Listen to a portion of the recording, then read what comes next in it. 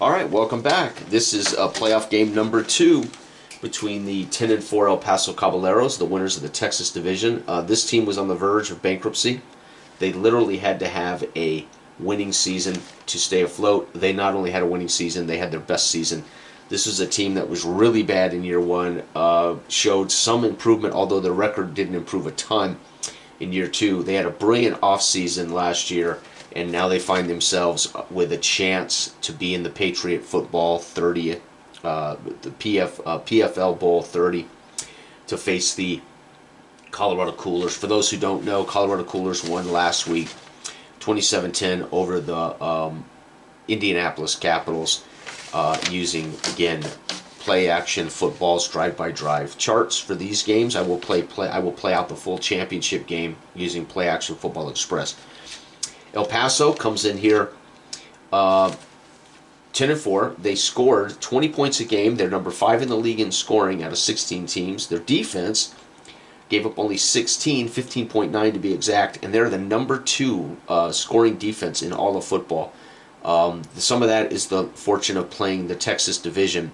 Not a lot of big scores. There's 2 really bad teams in the Texas division. So some of this could be skewed by poor teams. However, they faced 11-2-1 Billings, the team with the best record in football. They scored 26 points a game. They're the number 2 scoring offense in all of football. For those who don't know, the Mesa Machine were number 1 again this year, but Mesa fell to win the division, so they were not in the playoffs. However, they gave up 18.7. That makes them the 9th best scoring defense out of 16 teams. So Billings does have a weakness, and that is their ability to stop points. The last time these two teams met, oh, man, I forgot to write down the week. Let me see if I can find the week real quick. I don't want to spend a lot of time doing the... What week did they meet? The last time these two teams met was only once in the season. El Paso at Billings in week 4. No, week 9. So at week 9, in their one season meeting, El Paso went to their house and lost 27-21. Morris, the rookie quarterback, had 1,885 yards passing, 21 touchdowns with a +9 ratio. Fantastic for the rookie. Didn't put up a ton of yards, but was clearly efficient in the red zone. Green had 3,224 yards passing, one of the top yardage leaders, 20 touchdowns, so actually one less than Morris, the rookie, but also a +9 turnover ratio.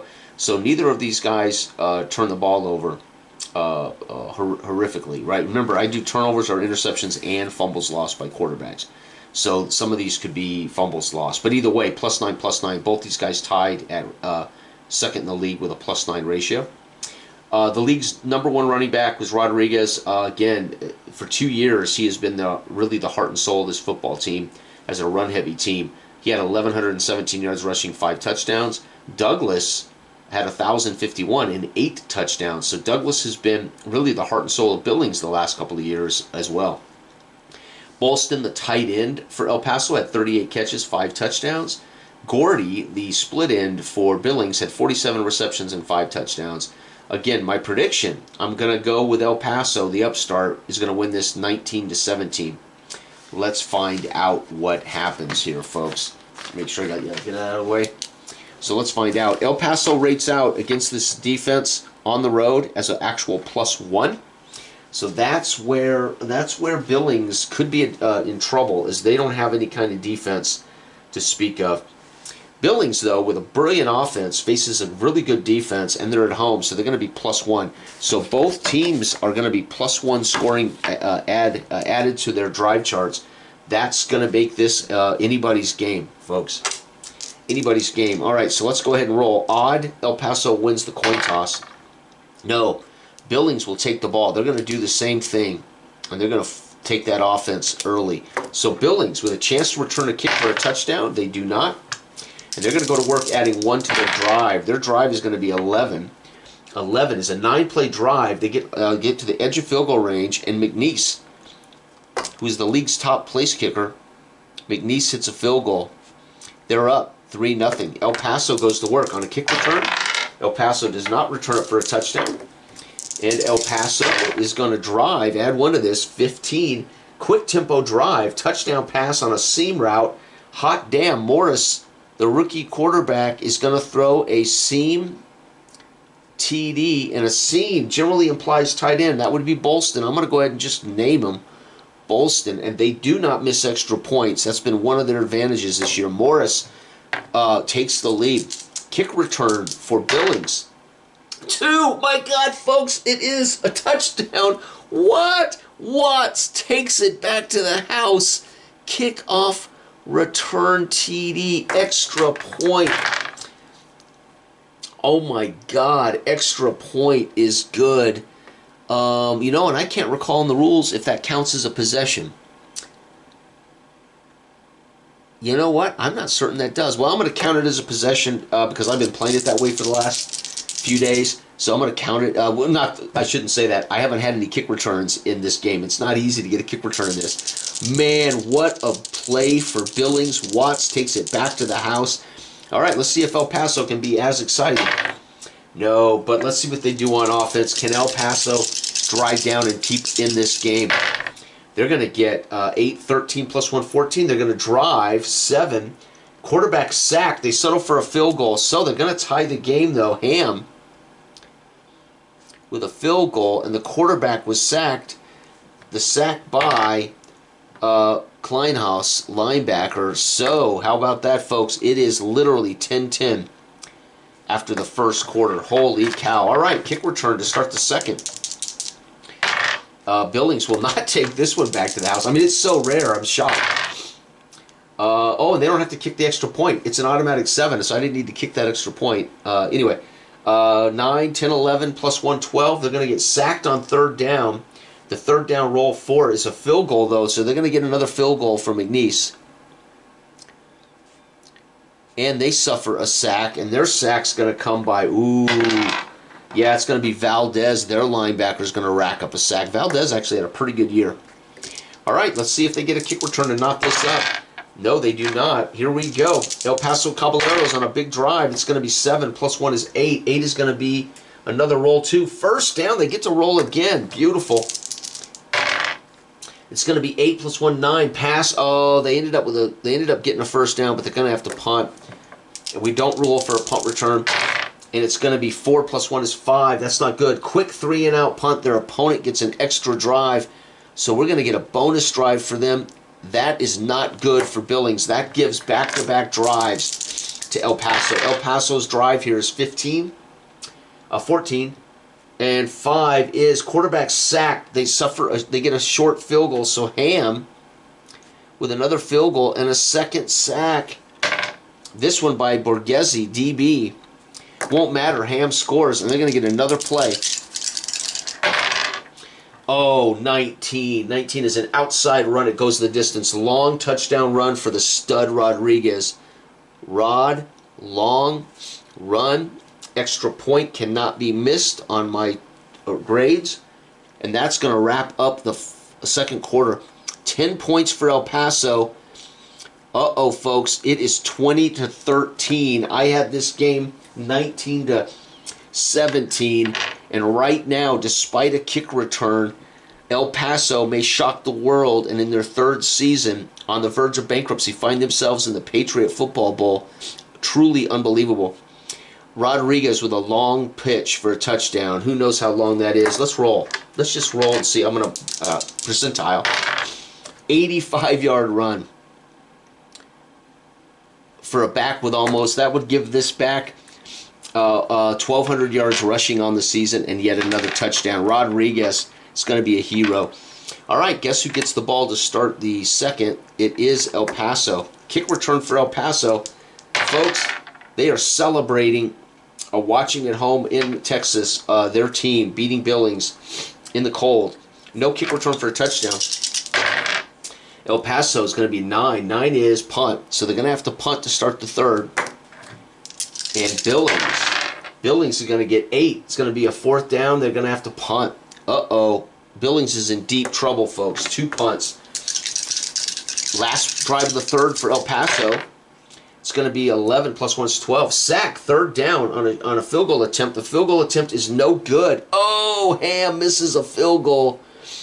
missed field goal, and they're sacked again by Borghese, the DB. So they're blitzing Borghese, and he had been sacked 1, 2, 3 times. Holy cow.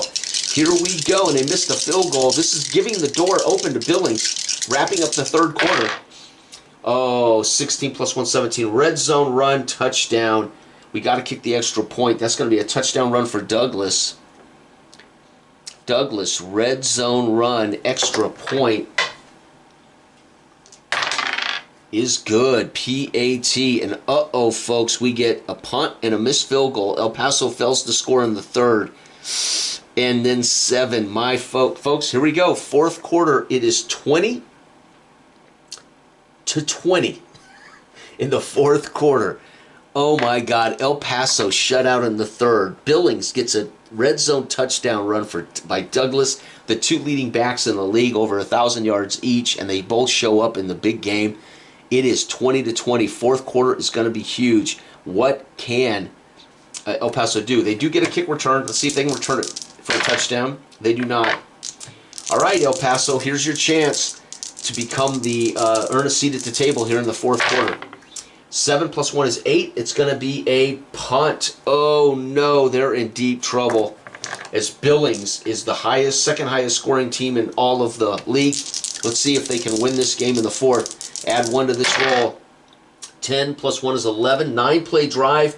They do get a field goal. Uh-oh, McNeese gives them the lead, folks. It is now 23-20. This is El Paso's final chance. Kick return, no. El Paso needs a touchdown to take the lead. It's going to be 12 plus 1, 13. Red zone trip ends with a chip shot, ties the game. Ham ties the game with a chip shot field goal. Folks, this is it. Can El Paso force overtime? They've got to stop.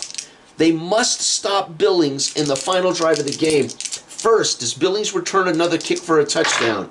They do not.